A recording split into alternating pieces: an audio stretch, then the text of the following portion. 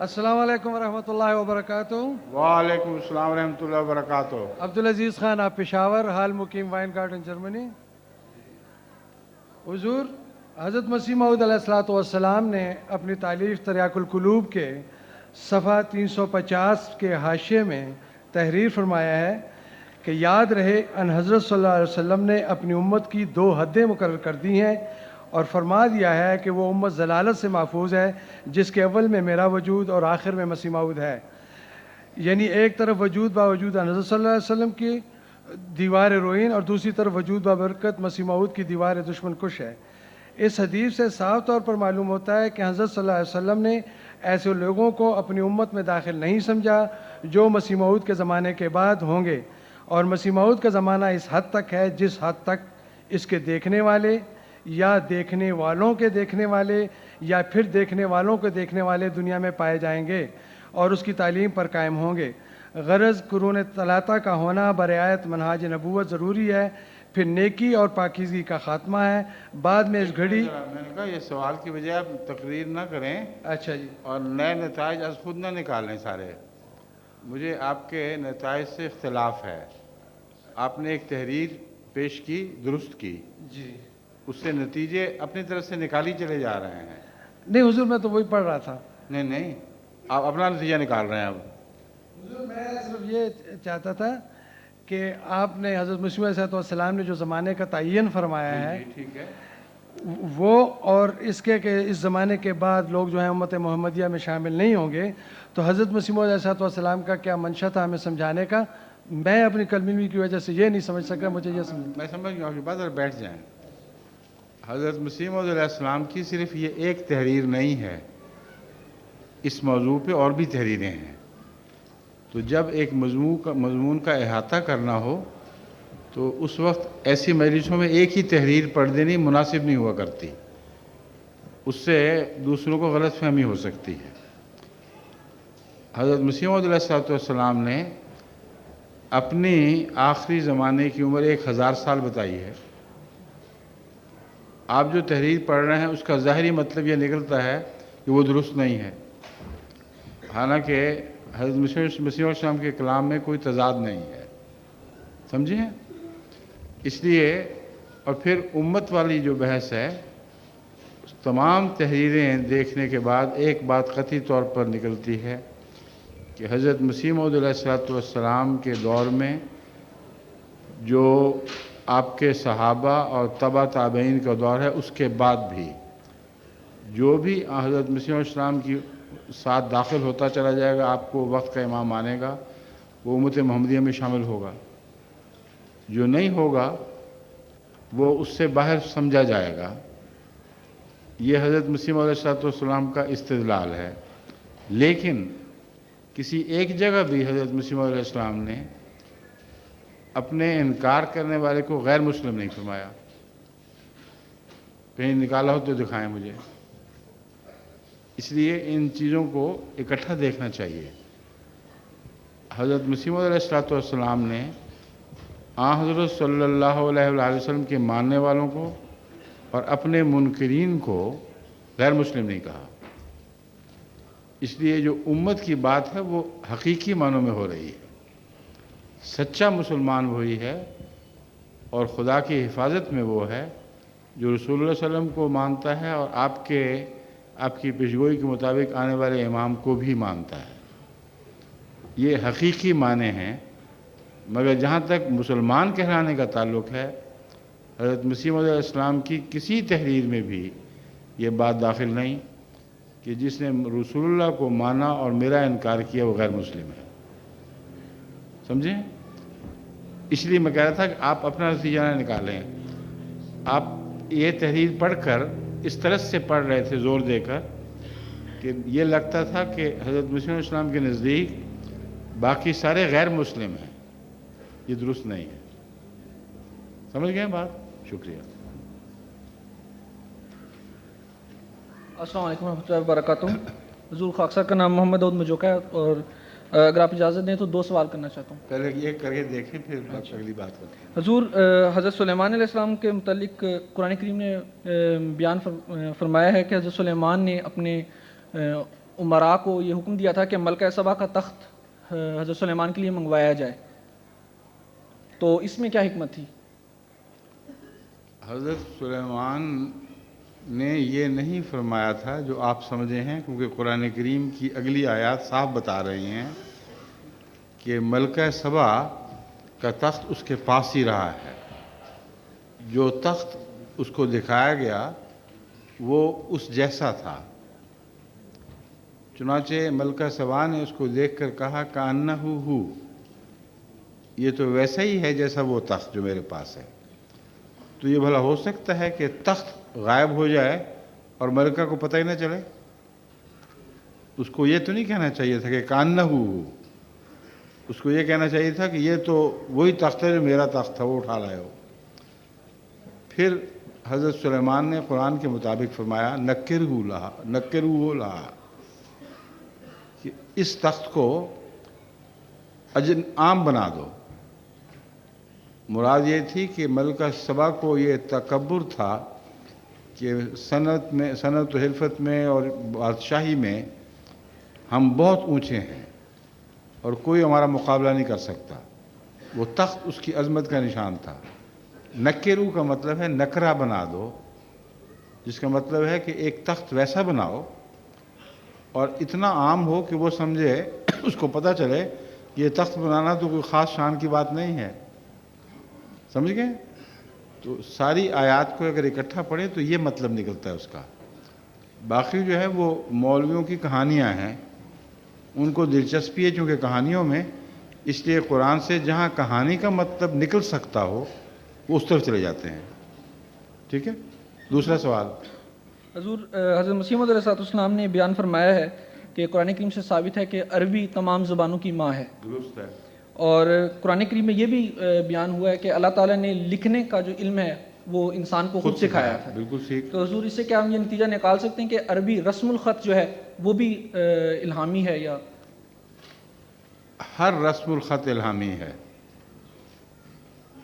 قرآن کریم سے پتہ چلتا ہے کہ اللہ تعالیٰ نے لکھنا سکھایا، اس لیے ام الالسنہ تو عربی ہے، لیکن مختلف قوموں میں جب عربی سے آہستہ آہستہ مختلف زبانیں بن گئی تھیں تو ان کو بھی خدا ہی نے لکھنا سکھایا ہے۔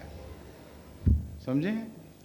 چنانچہ چینی تاریخ سے پتہ چلتا ہے کہ پہلی جو تحریریں ہیں وہ ان کے شوفوشی نے دیکھی تھی کشفی طور پر، اور اس سے پہلے تحریروں کا کوئی علم نہیں تھا۔ اس طرح باقی دنیا میں بھی تاریخ سے پتہ چلتا ہے کہ انسان اور حیوان کے درمیان جو تفریق پیدا ہوئی ہے وہ دو چیزوں سے ہوئی ہے، ایک بیان سے اور ایک تحریر سے۔ جانوروں میں بیان نہیں اور جانوروں میں تحریر نہیں ہے۔ انسان کو تمام تر ترقی بیان اور تحریر سے ملی ہے۔ سمجھ گئے؟ السلام علیکم ورحمۃ اللہ وبرکاتہ۔ وعلیکم السلام ورحمۃ اللہ۔ میرا نام کمال احمد ہے۔ میرا سوال ہے کہ آج کل کی جو بائبل ہے اس کے اندر کچھ حد تک صحیح لکھا ہوا ہے، لیکن جو صحیح بائبل ہے پھر وہ کدھر ہے؟ آج کل کی جو بائبل ہے اس کے اندر کچھ حد تک صحیح ہے، لیکن جو صحیح بائبل ہے وہ پھر کدھر ہے؟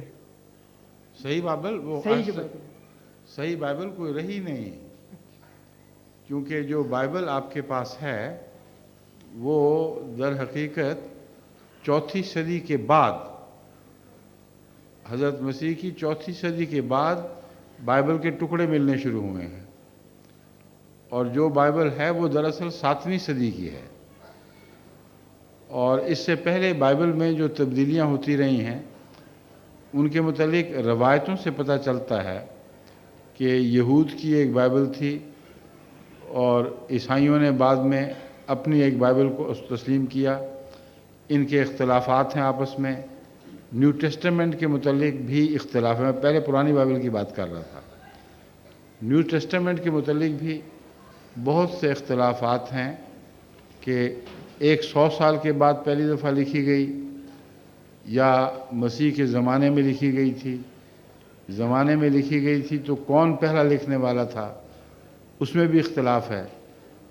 تو تحریروں کا جہاں تک تعلق ہے बाइबल में ओल्ड टेस्टामेंट में और न्यू टेस्टामेंट में उलमा के बहुत इख्तलाफात पाए जाते हैं। जो मुस्तनद नुस्खा इनको मिला है वो जो सबसे ज़्यादा मुस्तनद नुस्खा कहलाता है वो सीरिया का नुस्खा है। सीरिया की एक मॉनेस्ट्री से जब उलमा ने उनके नीचे तहखाने में देखा तो उनको कुछ टुकड़े नज़र आए कागज़ों के, जिससे पता चला कि ये बाइबल है जो पुराने ज़माने की तहरीर शुदा है। और वो भी मुझे अब याद नहीं, मगर ग़ालिबन उसकी तहरीर भी 300 साल या उसके बाद की थी, मगर दरियाफ्त वो हमारे ज़माने में हमसे कुछ पहले हुआ है। वो नुस्खा जो है वो पहला नुस्खा है जिसके मुतालिक ईसाई कहते हैं कि ऑथेंटिक है। जो कुछ उसमें है वो 100% दुरुस्त है, बस उससे ज़्यादा आगे हम नहीं बढ़ सकते, उस नुस्खे से पहली तरफ नहीं जा सकते। समझ गए? शुक्रिया। अस्सलाम वालेकुम प्यारे हुजूर। वालेकुम मेरा नाम उस्मान अकरम है, मैं हिलसाइम जमात से ताल्लुक़ रखता हूँ जी। और मेरा सवाल है ख्वाब के बारे में कि ख्वाब में इस्लाम में मना है या इजाज़त है कि ख्वाब की ताबीर आप जानना चाहें किसी बड़े से या और कहीं कभी मना नहीं, क्यों आपको वहम क्यों हुआ है? नहीं, मुझे किसी ने कहा था और कभी क्या कभी कहा था? कि बताते नहीं है ख्वाब। नहीं, वो गलत फहमी है।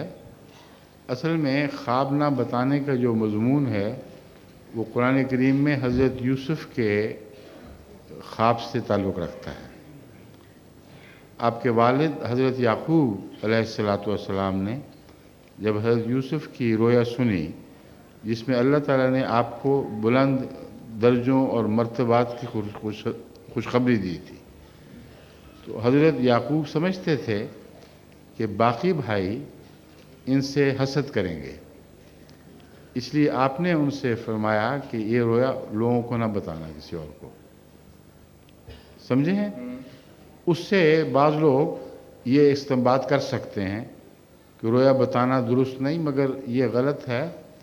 रोया बाज़ हालात में जब खुदा ताला की तरफ से बाज़ ख़ास तरक्कियों की खुशखबरियाँ हों, उस वक्त उनके नज़दीक जो साहिब इल्म हों, बाज़ दफ़ा उस रोया की तशरीह जायज़ नहीं होती। एक ये बात है। दूसरी बात यह है कि बाज़ लोगों को अपने ख़यालात की वजह से, अपने दिल की उमंगों की वजह से अपने मुतल्लिक़ ही बड़ी बड़ी ख्वाबें आने लग जाती हैं, और अगर वो अपने मरातिब की वजह से की तशहीर करें तो हसद की बहस नहीं है, लोग उससे गलत फहमी पकड़ जाते हैं और एक शख्स को अपनी ख्वाबें बता बता के अपने मर्तबे बढ़ाने की आदत पड़ जाती है। ये एक गलत और गंदी आदत है, इसको तर्क करना चाहिए। ख्वाबों में पैगंबर भी आ जाते हैं, तो वो भी बता सकते? पैगंबर ख्वाबों में आ जाते हैं? ख्वाबे में आ सकते हैं, मगर आपको क्या पता कि पैगंबर आया था कि शैतान आया था? ठीक है। समझे हैं? पैगंबर की शक्ल का शैतान नहीं बन सकता। अगर पैगंबर की शक्ल आपने देखी हो तो शैतान उस शक्ल में नहीं आ सकता, लेकिन जिस पैगंबर की आपने शक्ल नहीं देखी वो बनकर शैतान आ जाए तो आप क्या कह सकते हैं उसमें? समझ गए? ठीक है, ओके, शुक्रिया।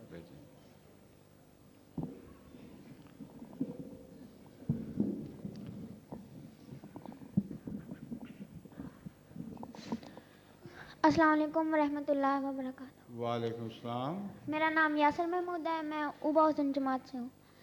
ठीक, तो मेरा सवाल है कि जब कोई जर्मन है या कोई ऐसे गैर मुल्की है जो अहमदी नहीं, तो उसको जमात अहमदिया के मुतालिक बिल्कुल कुछ नहीं पता, तो उसको अगर तबलीग करनी हो तो क्या उसका तरीका हो? जिसको किसी चीज़ का कुछ पता ना हो उसको कुछ बताना चाहिए, इसका और क्या तरीका है? यानी अहमदियत की तरह से। हाँ, जिसको कुछ ना पता हो उसको कुछ ना कुछ बताना चाहिए ना। इतनी सी बात है। मुझे तो तुम्हारे सवाल की समझ ही नहीं आ रही। देखो, तुम्हें किसी शहर का कुछ ना पता हो तो तुम लोगों से पूछोगे ना, या कोई तुम्हें बताएगा। तो इस तरह जिसको कुछ पता ना हो उसको आहिस्ता आहिस्ता अहमदियत का ऐसा तारुफ कराओ कि थोड़ी थोड़ी बातों में उसको दिलचस्पी होनी शुरू हो जाए। اب تمہاری عقل کے اوپر ہے، اگر تم اچھا تعارف کراؤ گے تو اس کی دلچسپی بڑھتی جائے گی، اگر بیہودہ تعارف کراؤ گے تو وہ کہے گا چھوڑو چھوڑو جاؤ اپنا رستہ لو۔ تو اس لیے اللہ تعالیٰ نے قرآن کریم میں تبلیغ کے لیے حکمت یعنی عقل کو ضروری قرار دیا ہے۔ تو ایسے طریقے سے اس پر احمدیت کا اثر ڈالنا شروع کرو کہ وہ بور ہونے کی بجائے احمدیت میں دلچسپی لینے لگ جائے۔ سمجھ گئے ہو؟ شکریہ۔ ایک اور سوال تھا ہاں ہاں کہ یہ کیا یہ سچ ہے کہ بائبل چینج کی گئی ہے؟ ہاں ہاں سچ ہے، بالکل ٹھیک ہے۔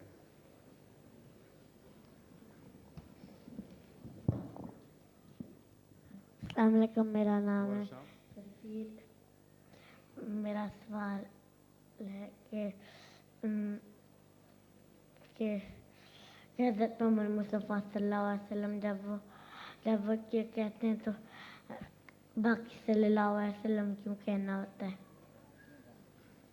اس لیے کہ یہ دعا ہے حضرت صلی اللہ علیہ وآلہ وسلم کے حق میں، اور اس دعا کا مطلب ہے اللہ کی طرف سے بے شمار رحمتیں اور سلامتیاں محمد رسول اللہ پر نازل ہوں۔ اگر آپ یہ نہ دعا کریں وہ تو پھر بھی نازل ہونی ہی ہونی ہے، لیکن آپ کے دل میں جو یہ جذبہ ہے کہ میں دعا کروں، یہ اس وجہ سے ہے کہ رسول اللہ صلی اللہ علیہ وآلہ وسلم کا آپ پر بہت احسان ہے، ساری امت پر قیامت تک کے لیے ہر انسان پر احسان ہے۔ جس پر کوئی احسان کیا جائے وہ اور کچھ نہیں تو دعا تو دیتا ہے نا۔ بس درود پڑھنا اس بات کی علامت ہے کہ ایک انسان کو اس بات کا شعور ہے، احساس ہے کہ مجھ پر ایک احسان کرنے والے نے بہت احسان کیے ہیں، اس لیے میں اور کچھ نہیں تو دعا ہی دے دوں۔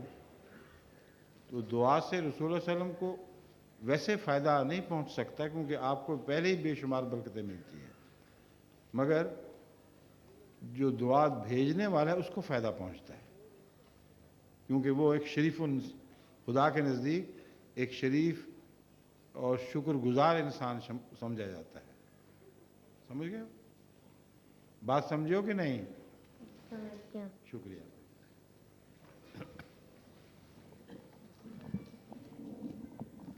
السلام علیکم ورحمۃ اللہ۔ ہاں اب بولیں۔ السلام علیکم ورحمۃ اللہ۔ وعلیکم السلام ورحمۃ اللہ۔ حضور میرا نام امتیاز احمد ہے، مجلس ہائیڈلبرگ سے۔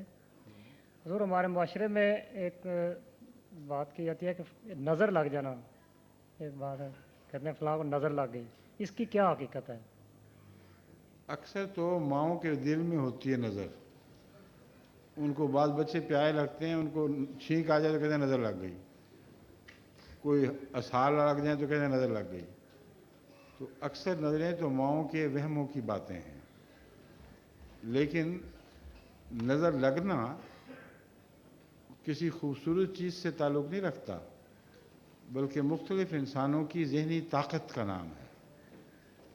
اور فرعون کے جادوگروں نے جب اپنی ذہنی طاقت استعمال کی تھی تو حضرت موسیٰ کی نظر بھی باندھ دی تھی جو خدا کے نبی تھے، اور باقی سب جو تماشائی تھے سب کی نظر انہوں نے باندھ دی۔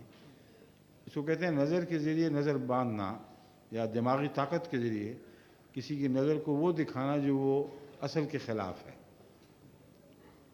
اسی لیے انہوں نے پھر حضرت موسیٰ کے خدا پر حضرت موسیٰ کے رب پر ایمان کا اقرار کیا، کیونکہ جادوگر جانتے تھے کہ جس کو ایک دفعہ دماغ کی طاقت مغلوب کر دے وہ اپنے زور سے پھر اس طاقت کو توڑ نہیں سکتا۔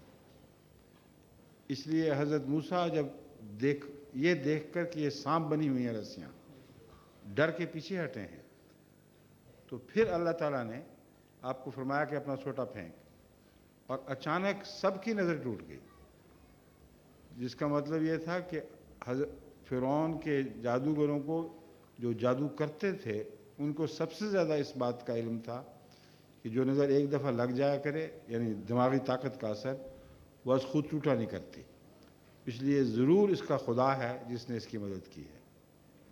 یہ تو حقیقت ہے نظر کی، اس کو میزمرزم بھی کہتے ہیں، हिप्नोटिज्म भी कहते हैं, मगर वो नज़र जो है वो बाज़ दफ़ा बाज़ सूरतों में लगती है। अगर कोई बद नज़र वाला इंसान हासिद मिजाज का हो और उसका दिमाग ताकतवर हो और गंदे अखलाक का हो, तो वो फिर लोगों को बुरी नज़र से देखता है, जिसको देखता है बुरी नज़र से देखता है। उसकी कभी लग भी सकती है नज़र, मगर ये जो वहम पैदा हुए हैं ना कि हर एक बच्चे को नज़रें खाई जा रही हैं, ये बिल्कुल गलत है। मुझे नहीं पता किस हद तक है कि नहीं, अक्सर जो मैंने देखा है वो तो माओं के वहम ही होते हैं। आपको तो नहीं लगी हुई नज़र कोई? हैं? नहीं है भाई, ख्याल है आपको? नहीं है भाई, अल्लाह ताला का फजल है। बैठ जाए। अस्सलाम वालेकुम रहमतुल्लाह। वालेकुम अस्सलाम। मेरा नाम मकसूद अहमद बाजवा है, फ्रैंकफर्ट सिटी से। जी हुजूर, मेरा सवाल है कि यहाँ जर्मनी में हमारे पास छोटे छोटे घर होते हैं, जी तो उन घरों में हज़रत मसीह अलैहिस्सलाम और खुलफा की तस्वीर लगी होती हैं। तो किबले की तरफ नहीं लगानी चाहिए, जी किबले की तरफ नहीं लगानी चाहिए, जी समझ गए? जी, लेकिन जो तस्वीरें लगी होती हैं, बाज़ दफ़ा कपड़े चेंज करते हैं हम, तो तस्वीर को वो देख वहम के है आपका यूं ही। इसमें तस्वीर कोई जो शिरक है, ये तस्वीर में कोई जान नहीं है, कुछ नहीं है। ठीक है अगर इस किस्म के वहम करेंगे तो शिरक शुरू हो जाएगा। जी इससे बेहतर है कि तस्वीर ना लगाएं, समझ गए? जी।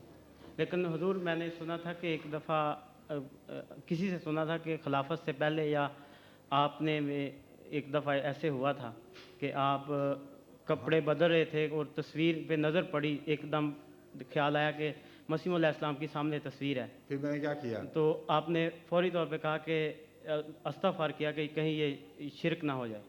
इस ख्याल को मैंने जी जी, इस ख्याल को हाँ, यही तो क्या? मैं जी अभी भी यही कह रहा हूँ, जी, ये शिरक है। ठीक है, बस ये। बिल्कुल ठीक है। अस्सलाम वालेकुम वरहमतुल्लाहि वबरकातुहू। अस्सलाम रहमतुल्लाहि व बरकातहू। पाक साहब का नाम मुनव्वर अहमद बाजवा। जी हजूर, मेरा सवाल रसूल करीम सल्लल्लाहु अलैहि वसल्लम की तारीख़ पैदाइश से मुतल्लिक़ है, क्योंकि अक्सर तारीख़ अहमदियत में भी और वैसे भी मुफक्रीन जो हैं वो दो तारीख़ें बयान करते हैं, एक 20 अप्रैल 570 ईस्वी और एक 24 अप्रैल 571। तो इसमें कौन सी सही तारीख़ है? जमात अहमदिया का इस बारे में क्या नुक्ता नज़र है? कोई ख़ास इससे फ़र्क नहीं पड़ता, सिर्फ एक चीज़ का फ़र्क पड़ता है, वो है उम्र का तयन एक हदीस के ज़रिए। अगर हज़रत सल्लल्लाहु अलैहि वसल्लम की उम्र 62.5 साल सूरज के एतबार से और 65 साल ये चाँद के एतबार से हो, तो उसको बैकवर्ड कैलकुलेट कर लें। अगर वो 70 पर जाकर ठहरती है तो 70 वाली तारीख़ दुरुस्त है, अगर 71 पर जाकर ठहरती है तो 71 वाली दुरुस्त है। इतनी सी बात है। वो जो फैसला है रसूलुल्लाह सल्लल्लाहु अलैहि वसल्लम का, वो बिल्कुल दुरुस्त है, दुरुस्त तो होना ही था, मगर हज़रत मसीह मौऊद अलैहिस्सलाम के ने इस हदीस को बड़ी अहमियत दी है और फरमाया है कि लाज़िमन इससे पता चलता है कि मसीह की उम्र 120 बरस की थी, समझे? इसी हदीस को दावतुल अमीर में हज़रत मुस्लिम मौऊद ने भी बड़ी अहमियत दी है, तो इसको पकड़ लें। 120 की मैं 65 नहीं कहना चाहता था, 60 या 62.5। 120 का निसफ कितना होता है? 60, ठीक है ना? और हज़रत सल्लल्लाहु अलैहि वसल्लम की उम्र चाँद के एतबार से 62.5 बरस थी और सूरज के एतबार से 60 बरस। सूरज के साल लंबे होते हैं ना, इसलिए। तो इस पहलू से हुज़ूर अकरम सल्लल्लाहु अलैहि वसल्लम की विसाल का साल तो बड़ा वाज़ेह और सबको इल्म में है। उस तारीख़ से बैकवर्ड कैलकुलेट करें तो जो 70 वाली तारीख़ है वो सूरज के लिहाज से है, तो 60 साल निकाल लें आपकी उम्र में से। वो अगर 70 पर ठहरती है, 570 पर, तो वही आपकी विलायत का साल है। अगर 71 पर जाकर बात ठहरती है तो वो आपकी विलायत का साल है। बच्चों को कौन सी तारीख जो है हैं? बच्चों को अगर आप बताएं। अब हिसाब कर लेना घर जाके तो बता देना बाद में। जो मैंने आपको बताया बिल्कुल यही बात है।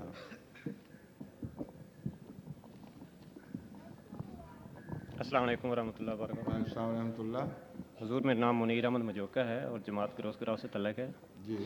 एक सवाल है कि हज़रत खलीफत मसीह सानी रज़ी अल्लाह ताला अन्हु ने तफसीर कबीर में एक जगह लिखा है कि इस्लाम की रूह से एक हिंदू और एक यहूदी लड़की के साथ भी निकाह हो सकता है, और गो ये रिवाज आजकल नहीं है, लेकिन अब भी अगर एक मुसलमान मर्द हिंदू लड़की से या यहूदी लड़की से शादी कर ले तो एक ही वजूद पर एक तरफ मुसलमान उसे पोता कहकर जान देगा तो दूसरी तरफ एक हिंदू उसे नवासा कहकर जान देगा, और आपस के इख्तलाफात बहुत हद तक दूर हो जाएंगे। लेकिन ये बात तभी कामयाब हो सकती है जब इसे कसरत से राइज किया जाए और फिर बच्चों की तरबियत का ख़ास ख्याल रखा जाए। मुसलमानों में से सिर्फ अकबर ने इस पर अमल किया, लेकिन जब बाकी मुसलमानों ने इस पर अमल न किया तो अकबर का काम भी बेकार होकर रह गया और बजाय फ़ायदा रसा होने के मुज़िर हो गया। तो कुरान करीम में खुदा ताला ने फरमाया है कि और तुम मुशरिक औरतों से जब तक वो ईमान ना ले आएँ निकाह न करो, और एक मोमिन लौंडी एक मुशरिक औरत से खा वो तुम्हें कितनी पसंद हो यकीनन बेहतर है।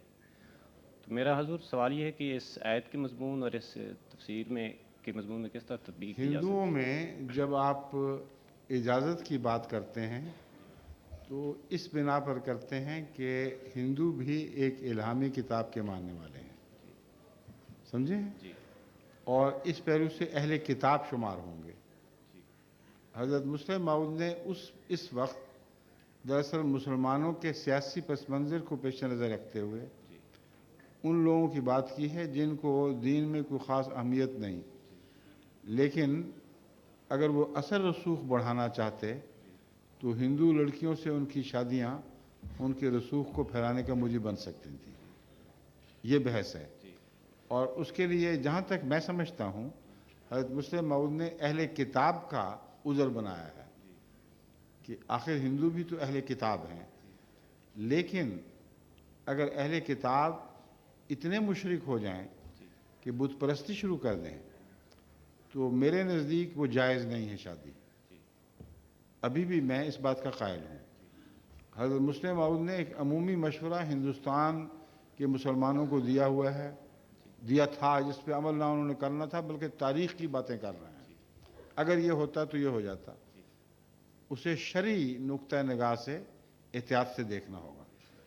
शरीयत कुरान बनाता है और कुरान की रूह से अहले किताब से शादी जायज़ है। जो इस्तेंबात में कुछ लोग और आगे बढ़ते हैं उनमें एक बिना ये है, वो कहते हैं देखो अहले किताब में ईसाई भी आ जाते हैं और ईसाई जो तसलीस के कायल हैं वो मुशरिक हो चुके हैं, इसलिए उनके साथ शादी जायज़ है कि नहीं? अगर है तो हिंदू जो मुशरिक बन चुके हैं उनसे भी जायज़ है, समझें? मेरे नज़दीक इस बात में भी एहतियात होनी चाहिए। अहले किताब का जहाँ हवाला दिया गया है वहाँ बुनियादी तौर पर हज़रत ईसा अलैहिस्सलाम के मुवाहिद होने की वजह से है, और अगर शिरक आम हो चुका हो और घरों में सलीबें लटकी हों तो ऐसे मुसलमान के बच्चे फिर सही मुसलमान नहीं रह सकते। और अगर आप किसी ईसाई लड़की से जो मुशरिक हो शादी करें तो अमलन आप उस पर ज़बरदस्ती नहीं कर सकते, उसको ये नहीं कह सकते कि सलीबे ना लटकाओ घर में, क्योंकि दीन में जबर नहीं है, समझे? इसलिए अक़ल को भी इस्तेमाल करना चाहिए। मेरे नज़दीक आज भी वो ईसाई जो नॉन डिस्क्रिप्ट हैं, जिनके मुतलिक हम जानते हैं कि वो एक नाम के ईसाई हैं, अमलन उनका ईसाइयत से कोई ताल्लुक़ नहीं है, सलीबे नहीं लटकाते, उनसे अगर कोई अहमदी शादी कर ले तो मैं नज़रअंदाज कर देता हूँ। लेकिन जब बाज़ मुझसे पूछते हैं कि ईसाई लड़की है, मुतस्सब ईसाई है, तो मैं उनको साफ जवाब देता हूँ कि हरगिज़ उससे ना करो, क्योंकि कुरान करीम की का असल मंशा ये नहीं था कि घरों में सलीबें लटकवा लो, समझ गए? क्या दूसरे सवाल में कर सकते? इसलिए वो जो तहरीर है उसका मैं यही जवाब दे सकता हूँ, इससे ज़्यादा नहीं दे सकता। ठीक है, ठीक है। दूसरा सवाल भी मैं कर सकता हूँ? हाँ। حضرت مسیح السلام نے ازالہ اوہام میں فرمایا ہے کہ کوئی مرتبہ شرف و کمال کا اور کوئی مقام عزت و قرب کا بجز سچی اور کامل مطابق اپنے نبی کریم صلی اللہ علیہ وسلم کے ہم ہرگز حاصل کر ہی نہیں سکتے. ٹھیک ہے. ہمیں جو کچھ ملتا ہے ذلی اور طفیلی طور پر ملتا ہے. ٹھیک ہے. تو اس میں روحانی کمالات کا تو ذکر ہے. کیا اگر ایک انسان کو ایک دنیاوی طور پر ایک مقام اور مرتبہ حاصل ہوتا ہے تو کیا وہ بھی یہ کہہ سکتا ہے؟ اس کی بحث نہیں ہو رہی. جی. کیونکہ قرآن کریم نے اس کی بحث اٹھائی ہوئی ہے کہ جو دنیا چاہتا ہے اس کو ہم دنیا دیں گے. جی. اس لیے اس میں رسول اللہ علیہ وسلم کی پیروی کی شرط ہی کوئی نہیں ہے. جی. روحانی مراتب جی. حضرت صلی اللہ علیہ وسلم کی پیروی کے بغیر ممکن نہیں ہے. جی. اب ہندو والے سوال میں آپ کو مزید بتا دوں جی. کہ آپ پسند کریں گے کہ آپ کے گھر میں بت پڑے ہوں جگہ جگہ؟ نہیں. جیسے سلیب لٹکی ہو؟ نہیں. تو ان کو اہل کتاب کا بہانہ رکھ کر کہ کسی زمانے میں گیتا خدا کا کلام تھا یا وید کسی زمانے میں خدا کا کلام ہوں گے، یہ بہانہ رکھ کر اپنے گھروں میں آپ بت پال سکتے ہیں؟ اور اگر کہیں نہیں تو پھر اسلام کے دوسرے حکم کی خلاف ورزی ہوگی، لا اکراہ فی الدین، کہ دین میں کوئی جبر نہیں. اس لیے میں کہہ رہا ہوں کہ ان باتوں کو زیادہ باریکی سے دیکھنا چاہیے، اور اہل کتاب ہوں بھی مگر اگر مشرک ہوں تو ان سے نکاح نہیں کرنا چاہیے. جزاک اللہ. السلام علیکم حضور. السلام. میرا نام ایاز احمد راتھر ہے اور مجلس گروس گرو سے میرا تعلق ہے. ٹھیک ہے. میرا سوال یہ ہے کہ سائنسدان بعض اوقات خلا میں کچھ پیغامات بھیجتے رہتے ہیں کہ تاکہ ہمیں دوسری مخلوقات جو کچھ علم اور شعور رکھتی ہیں ان کا پتہ لگ سکے. ٹھیک ہے. تو میرا سوال یہ ہے کہ کیا ان کو اس میں کوئی کامیابی ہو سکتی ہے یا ایسی مخلوق کا وجود ہے؟ ہو سکتی ہے مگر ابھی تک ہوئی نہیں. جو پیغام بھیجتے ہیں پتہ کب سے شروع ہوا ہوا یہ کام؟ خاص نہیں پتا. ہاں؟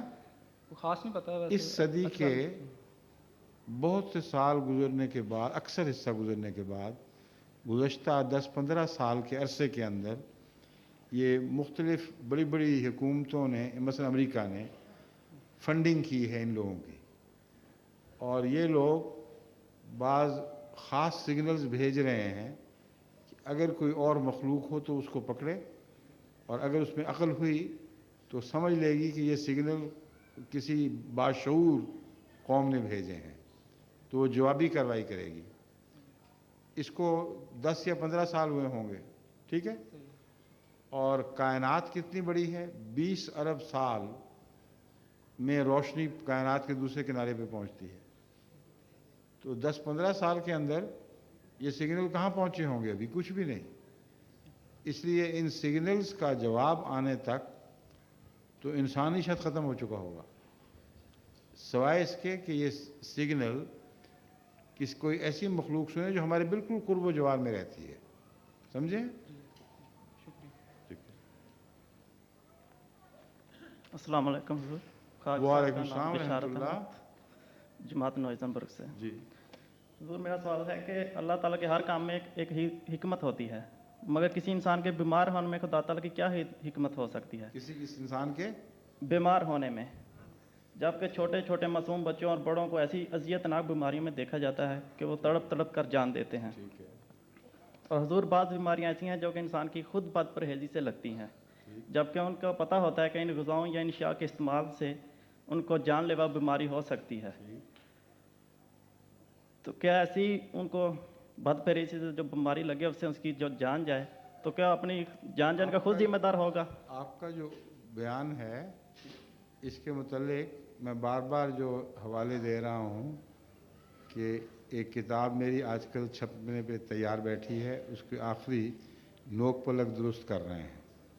اس میں اس سوال کو خصوصیت کے ساتھ، بڑی تفصیل کے ساتھ، سائنسی حوالوں کے ساتھ اٹھایا گیا ہے، اور اس کا جواب اتنا لمبا ہے کہ میں اس چھوٹی سی مجلس میں ایک ہی سوال کے سارے پہلو بیان نہیں کر سکتا. اس کو اگر آپ پڑھیں تو پھر مجھے بتائیں کہ اس کے بعد آپ کو کیا اعتراض باقی رہ سکتا ہے. بیماریاں ہوں، تکلیفیں ہوں، ایک انسان دوسرے انسان سے کم درجے کا بنا ہوا ہے، ایک زیادہ درجے کا بنا ہوا ہے، شکل صورت بھی ہے، تو تو جب آپ ایک بیماری کو خاص طور پر اٹھاتے ہیں تو اصل مقصد یہ ہے کہ ایک وجود تکلیف میں ہے، دوسرے نہیں ہیں. مگر ایک شخص اندھا ہے، وہ تکلیف میں ہے کہ نہیں؟ ایک شخص لولا لنگڑا ہے. یہی نہیں بلکہ اس کو چھوڑ کر اگر وہ سارے ٹھیک ہوں تو پھر آپس کے مقابلے پھر بھی رہیں گے. ایک زیادہ خوبصورت ہے، ایک کم خوبصورت ہے. ایک مضبوط ہے، ایک کم مضبوط ہے. ایک پھرتیلا ہے، ایک کم پھرتیلا ہے. تو جو مقابلے ہیں وہ تو جاری رہیں گے ہمیشہ. اس سوال کا آخری جواب صرف یہ بنتا ہے کہ اللہ تعالیٰ ہر ایک کو بین ہی ایک جیسا بنا دیتا تاکہ کسی کے دل میں کوئی جلن پیدا نہ ہوتی. یہی نتیجہ نکلتا ہے نا آخری، یا اس کے علاوہ بھی نکال سکتے ہیں کوئی. جو ایک دفعہ اس اصول کو تسلیم کر لیا کہ بعض لوگوں کو اپنی محرومی کا صدمہ نہیں ہونا چاہیے تھا ورنہ خدا تعالیٰ نے حکمت کا کام نہیں کیا، یہ اعتراض بنے گا نا. اس اعتراض کو مٹانا شروع کریں. مٹاتے مٹاتے مٹاتے مٹاتے آخر اس جگہ پہنچیں گے کہ اللہ تعالیٰ کو ساری مخلوق یعنی انسانوں کو کم از کم بین ہی ایک دوسرے جیسا بنانا چاہیے تھا. کوئی زیادہ عقل والا نہ ہوتا، کوئی کم عقل والا نہ ہوتا. کوئی زیادہ مضبوط جسم کا نہ ہوتا، کوئی کم مضبوط جسم کا نہ ہوتا. کوئی زیادہ خوبصورت نہ ہوتا، کوئی کم خوبصورت نہ ہوتا. تو انسان کیا ہوتا؟ بنٹے بن جاتے، ایک جیسے بنٹے. تو مقصد کیا تھا پھر انسان کا؟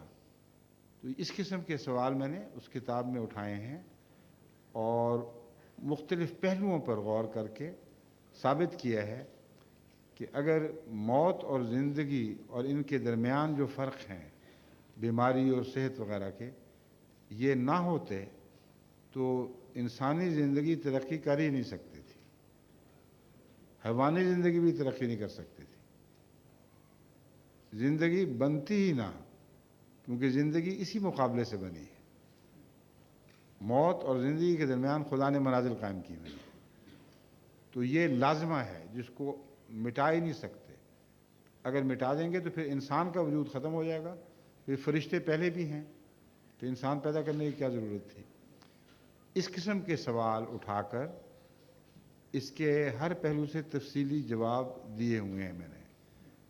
مگر جیسا کہ میں نے گزارش کی ہے مختصر آپ اس کو سمجھ لیں، تفصیلی جواب یہاں دینا ممکن نہیں ہے. ٹھیک ہے؟ حضور جب بعض بیماریاں ایسی ہیں کہ جن کا علاج بہت مہنگا ہوتا ہے. کیا مہنگا علاج ہوتا ہے جن بیماریوں کا؟ ٹھیک ہے. تو امیر لوگ تو وہ علاج کرا کے سستا بھی ہوتا ہے. ہومیوپیتھی کا علاج مفت کرتے ہیں ہم. آپ کو یہ وہم ہے کہ صرف مہنگا علاج ہے. اور یہاں جرمنی میں اتنے کیسز ہیں خدا کے فضل سے کہ جن کے متعلق مجھے ملاقات میں مائیں دکھاتی ہیں، یہ بچہ دیکھ لو، ڈاکٹر نے کہا تھا بچنا ممکن ہی نہیں ہے. اب ہم دکھاتی ہیں تو کہتے ہیں کیا ہوا، پتہ نہیں کیا ہو گیا. ہم دوائی بتاتے ہیں، کہتے ہیں نہیں تمہیں وہم ہے. اب بیماری ٹھیک ہونا تو وہم نہیں ہے نا. ایک نہیں، دو نہیں، سینکڑوں ایسے کیسز ہیں جہاں ایلوپیتھک ڈاکٹر لا علاج قرار دے چکے تھے اور اللہ تعالیٰ نے شفا دے دی. تو یہ وہم ہے کہ صرف امیر ہی علاج کروا سکتے ہیں. میرے نزدیک مجھ سے اب تک جتنے بھی خدا کے فضل سے کینسر کے مریض ٹھیک ہوئے ہیں وہ اکثر غریب تھے. وجہ یہ تھی کہ امیر چونکہ دوسرا علاج کروا سکتے ہیں اس لیے وہ بھاگتے ہیں ڈاکٹروں کی طرف، بڑے بڑے آپریشنوں کی طرف، اور بالآخر تکلیفیں اٹھا کے مریض مر جاتا ہے. جس غریب کے پاس ڈاکٹر کے پاس جانے کی توفیق ہی نہ ہو وہ مجبور ہے اس علاج کے لیے، اور اکثر ان میں سے شفا پاتے ہیں. ٹھیک ہے؟ شکریہ.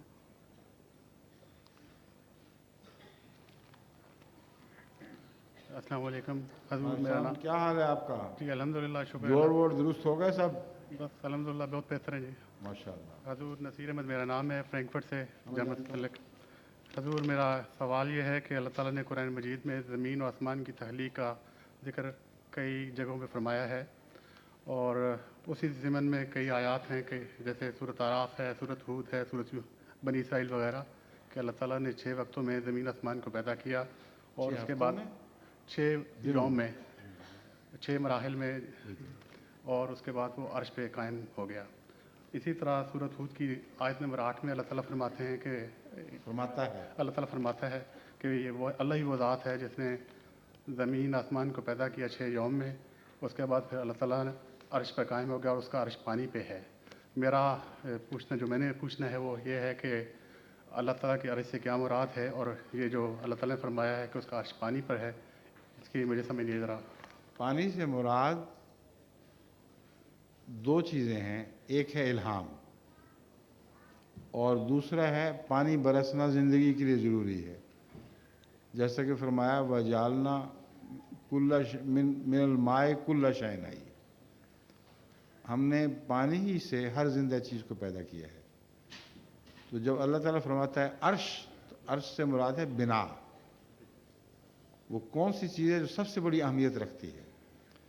तो अल्लाह ताला फरमाता है कि उसका अर्श पानी पर था। मुराद है कि 2 ही तरीक़ हैं मखलूक को ज़िंदगी बख्शने के, एक मादी पानी जो सारी कायनात में ज़िंदगी के लिए ज़रूरी है, और एक रूहानी पानी जो तरक्की याफ्ता सूरत में इंसान की रूहानी ज़िंदगी के लिए ज़रूरी है। तो खुदा का अर्श वहाँ भी पानी पर हुआ, यानी मादी दुनिया में, और रूहानी दुनिया में भी पानी पर हुआ। समझ गए? अस्सलाम वालेकुम हुजूर। हुजूर मेरा नाम बिशारत अहमद है। मेरा एक सवाल है कि हज़रत बाबा गुरु नानक साहब जो थे, उनको जो चोले पे जो अरबी आयात हैं वो खुदा ताला की तरफ से मिली थी या कि उन्होंने अपने हासिल की थी? नहीं, उन्होंने नहीं लिखी थी, ना खुदा की तरफ से इस तरह मिली थी जी। एक मुसलमान खातून थी जी जो बाबा नानक से मुतस्सर थीं, ठीक। उन्होंने ये चोला बनाकर उस पर आयात लिखकर वो बाबा नानक को पेश किया था, और गुरु बाबा नानक ने उसे ना सिर्फ ये कि खुशी से कबूल किया, बल्कि बाकी सारी उम्र वो चोला पहने हुए गुजर की है। समझ गए? जज़ाकल्लाह। शुक्रिया।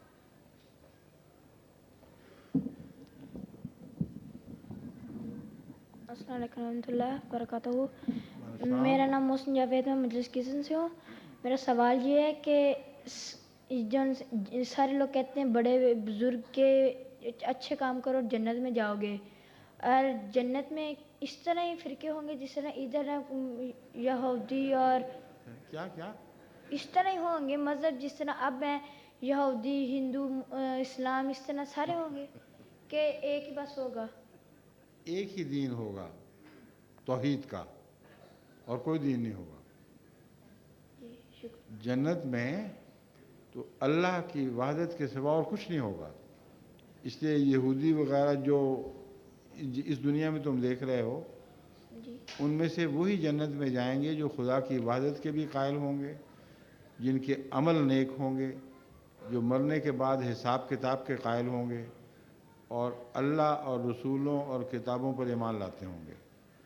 ऐसे नेक अगर कहीं होंगे, तो अगर इस्लाम का पैगाम उनको ना भी पहुंचा हो तो अपनी ज़ात में वो नेक लोग हैं। इसलिए अल्लाह ताला ने कुरान में फरमाया है उनको भी अल्लाह जन्नत में दाखिल कर देगा, मगर नाम यहूदी की वजह से नहीं, बल्कि अपने ईमान और अखलाक की वजह से। समझे? जी शुक्रिया। हज़ूर अस्सलाम वालेकुम रहमतुल्लाहि व बरकातहू। मेरा नाम मोहम्मद उस्मान है। मेरा आपसे सवाल है कि इस दुनिया के अलावा कोई दूसरी दुनिया भी है? उसी की तो बातें हो रही थी अभी। शुक्रिया। अस्सलाम वालेकुम रहमतुल्लाहि व बरकातहू। मेरा नाम तैयब सजाद है, मेरा ताल्लुक़ मजलिस के हाउस से है। और मेरा पहला सवाल ये है कि जैसे ये मेरे स्कूल में जैसे जाते हैं, उसमें लड़के कहीं पूछते हैं कि पाकिस्तान जो है वैसे इस्लाम का मुल्क है, तो फिर तुम लोग कहते हो कि हम हमें वहाँ मारते हैं, ऐसे मारते हैं, तुम लोगों को ऐसे मारते हैं और ऐसे जो हंसाई मारते हैं, तो फिर पाकिस्तान में तो जो दूसरे हैं तो फिर क्यों ऐसे मार? पाकिस्तान में जो कहते हैं कि वहाँ सारे मुस्लिम हैं, और फिर वो तुम लोग क्यों कहते हो कि वो दूसरे क्या है? तुम लोग क्यों कहते हो कि वो मारते हैं हमें दूसरे? तो कहते जो इस्लाम में मार नहीं सकते हैं इस तरह करके। इसका क्या मतलब बनता है? इसका मतलब बनता है कि वो सच्चे मुसलमान नहीं हैं। यही तो बहस है हमारी। उनको कहो जब हम कहते हैं वो मारते हैं मज़हब के नाम पर, तो साबित हो गया कि हम सच्चे हैं वो झूठे हैं। ठीक नहीं? हाँ। हजूर अस्सलाम वालेकुम। वालेकुम सलाम। मेरा नाम खुरम अब्बास है। मैं आपसे एक सवाल करना चाहता हूँ कि जब भी आप नूर मस्जिद में आए हैं, जब से आए हैं, तो जब आप सुबह की नमाज़ पढ़ाने के लिए हम सबको आना पड़ता है, तो जब भी आप अपने कमरे से हमारे कमरे में आते हैं तो आप सर की तरफ देखते हैं, आप मेरी तरफ क्यों गुस्से से देखते हैं?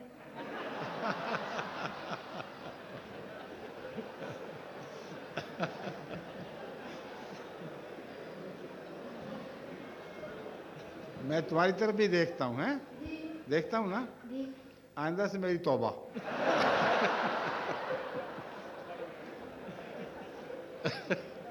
अगर यही मतलब है तुम्हारा तो मेरी तौबा। मैं तो इसलिए देखता हूँ कि देखूँ कौन कौन लोग कहाँ कहाँ से आए हुए हैं। तो एक छोटा सा प्यारा सा बच्चा भी मुझे नज़र आता है, मैं बड़ा खुश होता हूँ देख के। तो अगर ये गलती है तो मेरी आइंदा से मैं गलती नहीं करूँगा, मेरी तौबा। मंजूर है? शुक्रिया।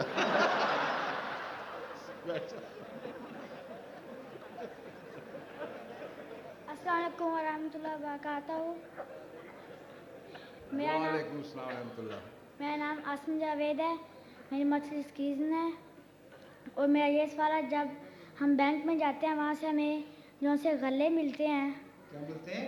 जो से छोटे छोटे गल्ले होते हैं जिनके अंदर पैसे डालते हैं, हाँ। उनके ऊपर शफाइन की शक्ल बननी होती है। वो ना लिया करो, अपने पैसे जरूर सूर के मुंह में डालने हैं। तो उसके अंदर जो से फेंक दिया करो उसको। अच्छा, पैसे रखने की इजाज़त है या नहीं? मैं तुम्हें वही तो कह रहा हूँ, सूअर वाले गले में ना डाला करो पैसे, ठीक है? शुक्रिया। अस्सलाम वालेकुम हजूर। वालेकुम सलाम। मेरा नाम है लुकमान मुबारक, मेरी मजलिस है डिस्टनबर्ग। मेरा सवाल है, आप पाकिस्तान ऐसे इजलास क्यों नहीं करते? इजलास? जी। मैं जब वहाँ होता था किया करता था।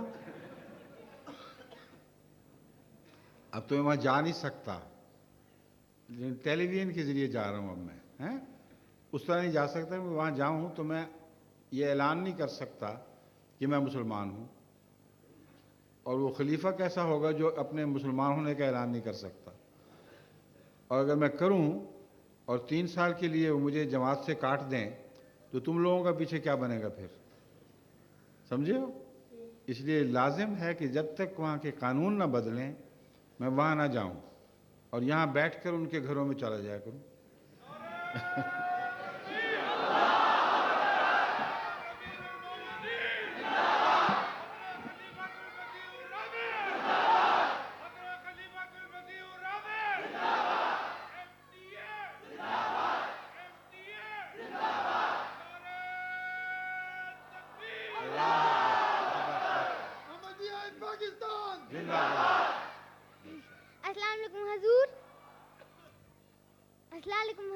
वालेकुम सलाम रहमतुल्लाह। मेरा नाम आरिफ है जी। मेरा सवाल ये है कि जब नमाज पढ़ते हैं फिर टोपी क्यों लेनी पड़ती है? आपने अब क्यों ली हुई है? अब क्यों टोपी पहनी हुई है बताएं? हैं? मुझे पहले इस बात का जवाब दें। आरिफ मियाँ, आपने टोपी पहनी हुई है कि नहीं? जी। क्यों पहनी है? हैं? वो नहीं, बताओ, साफ दो जवाब दो। बैठ जाओ, गौर करके जब तुम्हें जवाब आ जाएगा फिर खड़े हो जाना दोबारा। बैठ जाओ। हाँ, पूछ भी लो किसी से बेशक। अस्सलाम वालेकुम। वालेकुम सलाम। मेरा सवाल ये है कि जब हम हजूर हम हमें मार के क्यों लेके जाते हैं, जिंदा क्यों नहीं लेके जाते? नहीं, अलमिया। अच्छा, मैं समझ गया।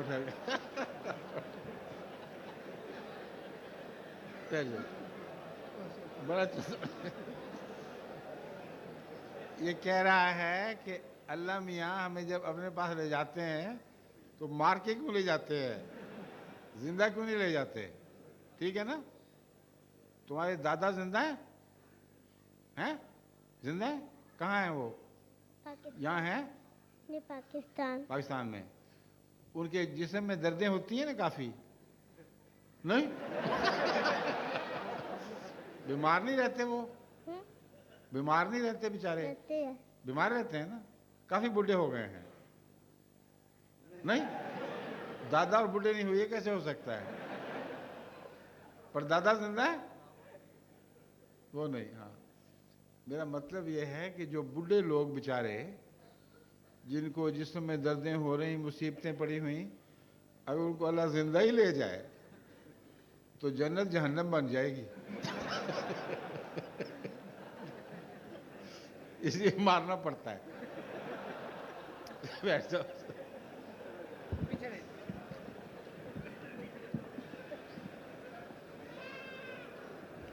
ہاں جی فرمائیے. السلام علیکم ورحمۃ اللہ وبرکاتہ. حضور خاکسار کا نام ظہیر احمد خان ہے اور ہمبرگ ریجن کی جماعت اولڈن برگ سے میرا تعلق ہے.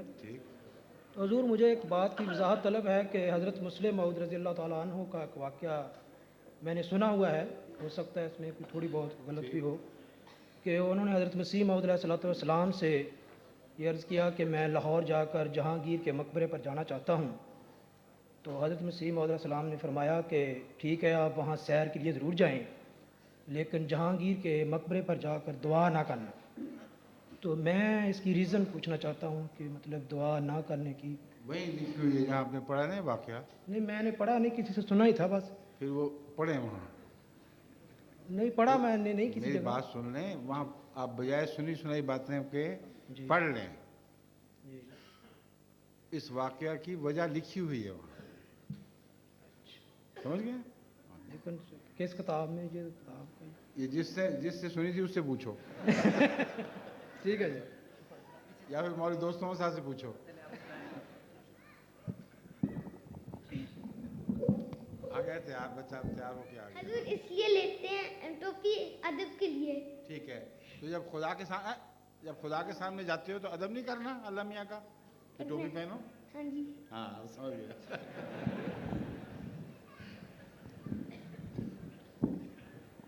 السلام علیکم ورحمۃ اللہ وبرکاتہ. وعلیکم السلام ورحمۃ اللہ. میرا نام وقار احمد اور میرا تعلق مجلس نورن سپاک سے ہے. میرا ایک سوال میرے ذہن میں جو ہے وہ کافی دنوں سے تھا, تو آج خدا نے موقع دیا کہ میں وہ آپ کے سامنے پیش کروں. کہ یہ جو ختم قرآن ہے, کہتے ہیں کہ ایک شخص یعنی فوت ہو چکا ہے تو اس کی روح کے ایصال ثواب کے لیے ختم قرآن کریں. قرآن ختم کر سکتا ہے کوئی انسان؟ مطلب قرآن پڑھیں جس کو وہ اپنے لفظوں میں کہتے ہیں ہم نے ختم کروایا, مطلب قرآن پڑھ کے تاکہ اس کی روح کو ثواب پہنچے. یا کسی نے وہ نیا گھر بنوایا تو کہتے ہیں کہ اس میں پہلے قرآن مجید ختم کروائیں تاکہ بابرکت ہو. تو اہم جو چیز ہے, آپ کی بات سمجھ گیا ہوں اور بیٹھے میں جواب دے دیتا ہوں. ہمارے لندن میں ایک صاحب ہیں, ان سے ان کے ایک دوست نے کہا کہ تم نمازیں پڑھتے رہتے ہو تو میں نے ختم قرآن کرانا ہے, مجھے مشورہ دو میں کس سے کرواؤں. انہوں نے کہ کس بات پر کروانا ہے؟ اس نے کہا میں نے پب کھولی ہے شراب کی دکان, تو اس پہ ختم قرآن کرانا. اس نے کہا جب تم نے شراب کی دکان کھولی تو ختم قرآن کرا بیٹھے ہو, وہی قرآن ختم کر دیا تم نے, اب مزید ختم کروانے کی ضرورت نہیں ہے.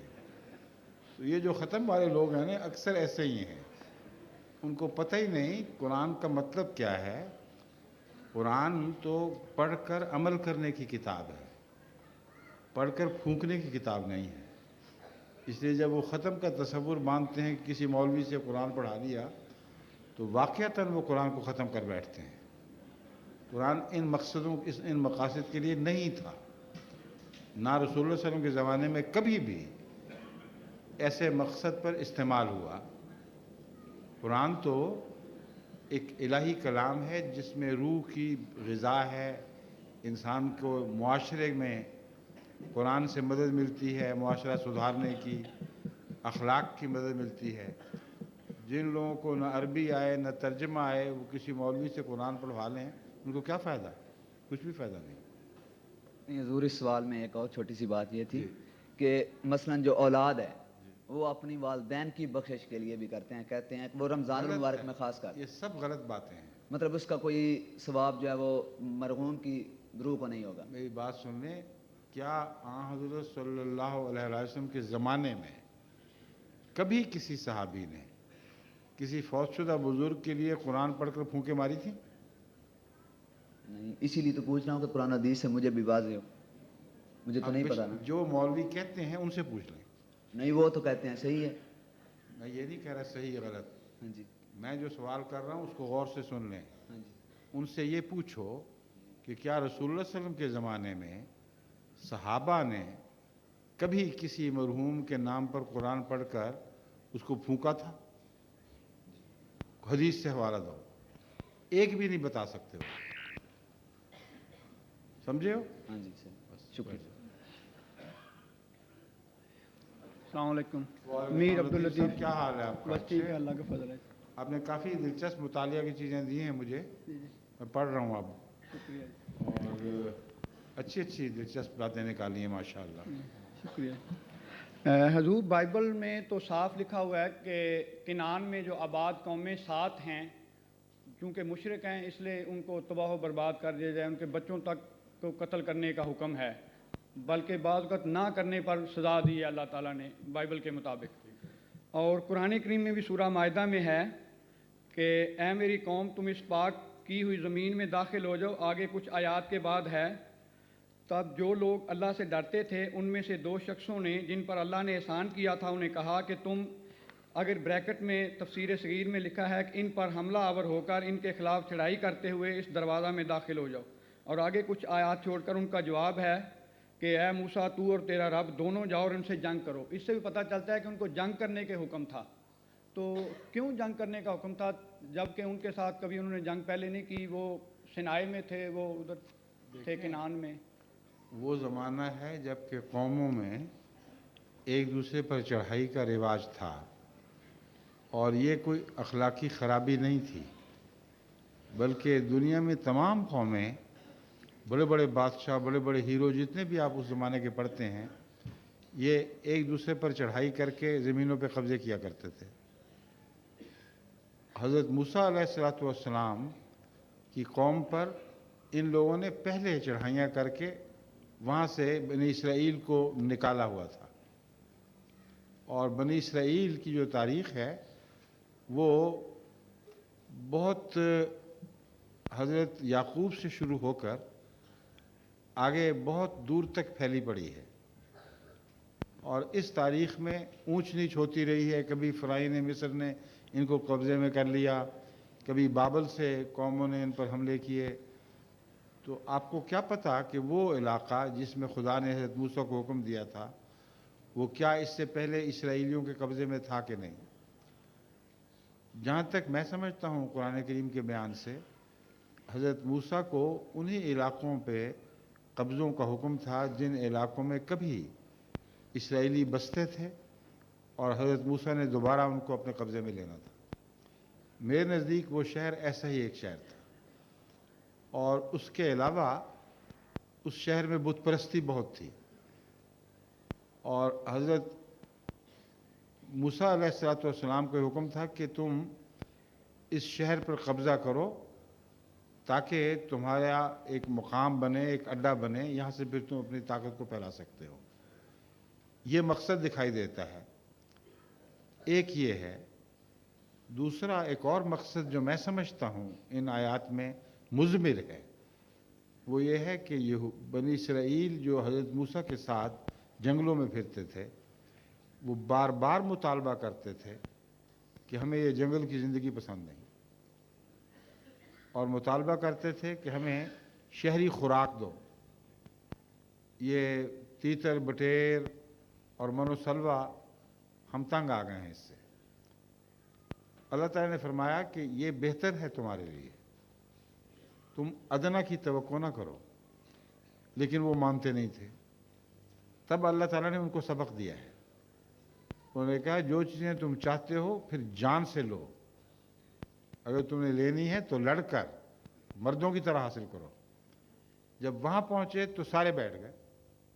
इसका मतलब है कि उनका मुतालबा नहायत निकम्मा और लग़व मुतालबा था।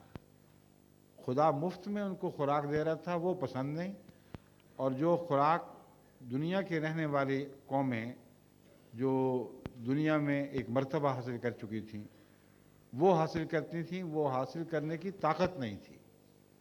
घर बैठे हज़रत मूसा से वो खुराकें मांगते थे जो शहरियों की खुराक है। जब खुदा ने फरमाया कि अच्छा आप दाखिल हो जाओ, तो उस वक्त पता चला कि ये निकम्मे लोग थे। तो इस वाक़या ने इनका गंज ज़ाहिर कर दिया, समझे। लेकिन हज़रत मूसा और हारून दोनों अकेले उससे लड़ते हुए दाखिल नहीं हुए, जिसका मतलब ये कि खुदा का ये मकसूद ही नहीं था। असल मकसूद इन लोगों को नंगा करना था। जी।